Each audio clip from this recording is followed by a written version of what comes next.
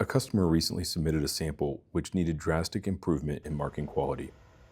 This was a part for a military application that used epoxy mill standard ink. To start with, we set up our laser to make a laser plate which will contain the mark and allow the pad to pick up the ink and deliver it onto the part.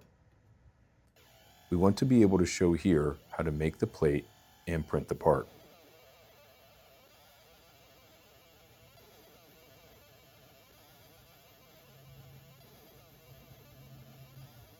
The laser is engraving the plate, which will allow the ink to sit inside the recessed image.